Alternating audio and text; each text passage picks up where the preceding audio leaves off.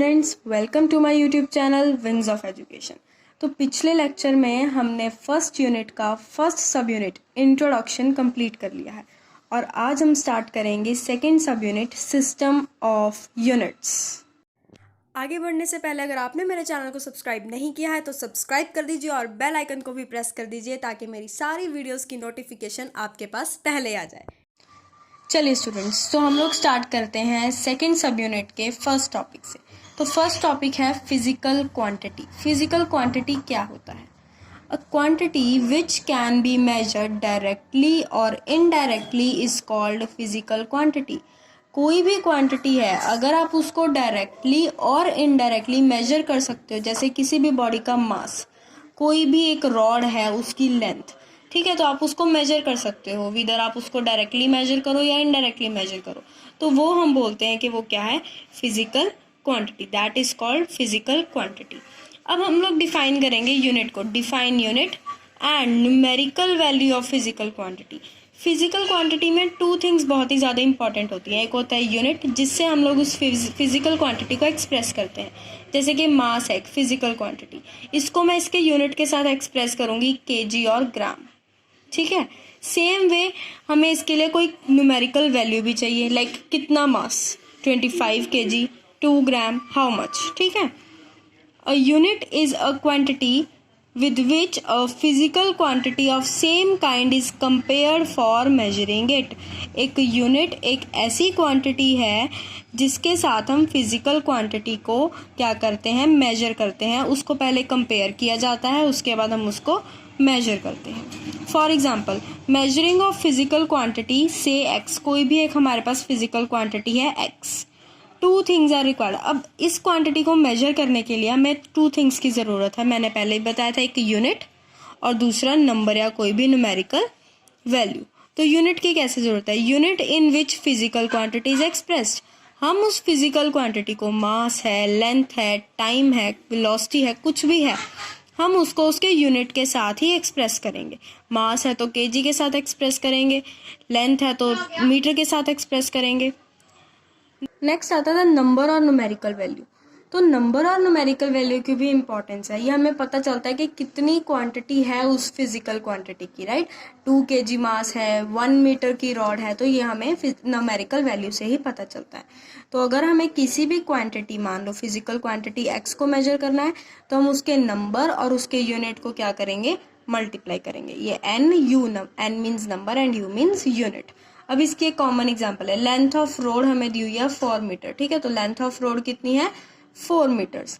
It means length of road is 4 times meter the unit of measuring length. That means कि जो हमारी length of road है वो 4 times है, 4 गुना है यूनिट से, ठीक है, जिसके साथ हम लोग लेंथ को मेजर कर रहे हैं। नेक्स्ट टॉपिक आता है मास का कंसेप्ट। तो कंसेप्ट ऑफ मास क्या है? मास हम पढ़ते हैं, किसी भी बॉडी का जो मास होता है वो क्या होता है, क्वांटिटी ऑफ मैटर कंटेन्ड, कि उसके अंदर कितनी क्वांटिटी ऑफ मैटर है। Mass of a body is defined in 2 different ways. अब मास को 2 वेज में डिवाइड किया हुआ है, एक इनर्शियल मास, एक ग्रेविटेशनल मास। इनर्शियल मास क्या होता है? किसी भी बॉडी का जो हमारे पास इनर्शियल मास होता है वो क्या होता है, quantitative measure of inertia. Inertia के बारे में आपने पहले पढ़ा भी होगा और हम आगे सब यूनिट्स में भी पढ़ेंगे। इनर्शिया क्या होता है, किसी भी बॉडी में अगर वो रेस्ट में है तो उसको रेस्ट में रहने की टेंडेंसी, अगर वो मोशन में है तो मोशन में रहने की टेंडेंसी। दैट मीन्स इनर्शिया क्या होता है, एक प्रॉपर्टी होती है बॉडी की कि वो अपनी स्टेट चेंज ना करे। तो जो इनर्शियल मास होता है वो क्या होता है, क्वांटिटेटिव मेजर होता है बॉडी के इनर्शिया का। ग्रेविटेशनल मास, ग्रेविटेशनल मास क्या होता है, ये एक प्रॉपर्टी है जो कि ग्रेविटेशनल फोर्स ऑफ अट्रैक्शन के ऊपर क्या करती है, डिपेंड करती है। मतलब ये बॉडी की एक ऐसी प्रॉपर्टी है जो किसके ऊपर डिपेंड करेगी, हमारी ग्रेविटेशनल फोर्स के ऊपर। किसकी ग्रेविटेशनल फोर्स? अर्थ की ग्रेविटेशनल फोर्स के ऊपर।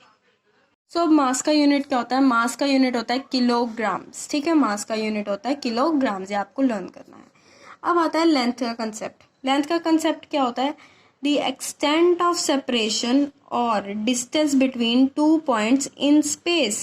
मतलब कि कितनी हद तक 2 पॉइंट्स एक दूसरे से दूर है, या 2 पॉइंट्स के बीच, ये 2 पॉइंट्स के बीच कितना डिस्टेंस है, ठीक है, इसे हम लोग क्या बोलेंगे, लेंथ। और वो भी जो डिस्टेंस होना चाहिए वो क्या होना चाहिए, स्पेस में, ठीक है। तो जो लेंथ होती है उसका जो हमारे पास यूनिट आता है वो आता है हमारे पास मीटर्स। उसके बाद आता है कंसेप्ट ऑफ टाइम। टाइम का क्या कंसेप्ट है, measurement of duration between the occurrence of events of or the time is measuring of the duration for which an event lasts. That means कि जो टाइम इवेंट स्टार्ट होने में और event के and होने के बीच में जो टाइम होता है उसको हम लोग कंसेप्ट बोलते हैं टाइम का। सिंपल भाषा में टाइम सबको पता ही है, ठीक है ना। उसके बाद आता है system of units. System of units कौन से होते हैं, दो तरह के यूनिट्स होते हैं, एक होता है फंडामेंटल यूनिट्स, दूसरे होते हैं डिराइव्ड यूनिट्स। अब ये दोनों आपके लिए न्यू है। फंडामेंटल यूनिट्स कौन से होते हैं, those units which can neither be derived nor be resolve. वो यूनिट जिनको आप ड्राइव नहीं कर सकते, जिनको आप नहीं बना सकते। मास, लेंथ, टाइम ये पहले से ही बने हुए हैं, आप इनको नहीं बना सकते। डिराइव्ड यूनिट्स वो फिजिकल क्वांटिटीज जिनको आप डिराइव कर सकते हो फंडामेंटल फिजिकल क्वांटिटीज के साथ। आप या तो उनको मल्टीप्लाई करा दो या डिवाइड करा दो, ठीक है ना। फॉर एग्जाम्पल फोर्स, ठीक है, फोर्स का यूनिट क्या होता है, फोर्स का जो हमारे पास फॉर्मूला होता है वो क्या होता है, MA, यानी कि मास इनटू एक्सेलरेशन। तो आपने क्या किया, इसको डिराइव किया, आप इस फॉर्मूला को डिराइव कर सकते हो, फोर्स के फॉर्मूला को। डिराइव्ड यूनिट्स वो होते हैं जिनको आप डिराइव कर सको फंडामेंटल फिजिकल क्वांटिटीज से by multiplying and dividing them, तो उनको हम लोग डिराइव्ड फिजिकल क्वांटिटी बोलते हैं। एंड इन फिजिकल क्वांटिटीज के यूनिट को हम लोग डिराइव्ड यूनिट बोलते हैं। अब आते हैं स्टैंडर्ड यूनिट के कैरेक्टरिस्टिक्स। कैरेक्टरिस्टिक्स क्या है, सबसे पहले it should be well defined, ये वेल डिफाइंड होना चाहिए। प्रॉपर साइज का होना चाहिए, यानी कि साइज में ज़्यादा ही स्मॉल होना या ज़्यादा ही बड़ा होना तो इसकी वजह से इनकन्वीनियंस आ जाती है कई बार। It should be easily assessable, ये सारे जगह पे ईजिली असेसेबल होना चाहिए। ईजिली मतलब कैलकुलेशन में ईजी होना चाहिए। It should B reproducible at all places without any difficulty. That means हम उसको क्या कर सके, बना सके सभी प्लेसेस पर या कन्वर्ट कर सकें जैसे भी है, ठीक है। It should not change with time, place and physical conditions. Pressure, temperature, इन चीज़ों के साथ यूनिट चेंज नहीं होना चाहिए, यूनिट सेम रहना चाहिए। It should B widely acceptable, मतलब कि सारी ऑल ओवर द कंट्री इसको एक्सेप्ट किया जाए। ओके, तो ये थे आपके कैरेक्टरिस्टिक्स। स्टूडेंट्स, तो ये था आपका आज का टॉपिक, और अगर आपको ये टॉपिक समझ आया तो आप प्लीज़ मेरी वीडियो को लाइक, शेयर एंड सब्सक्राइब कीजिए, और इससे नेक्स्ट टॉपिक हम नेक्स्ट वीडियो में करेंगे। Thank you so much.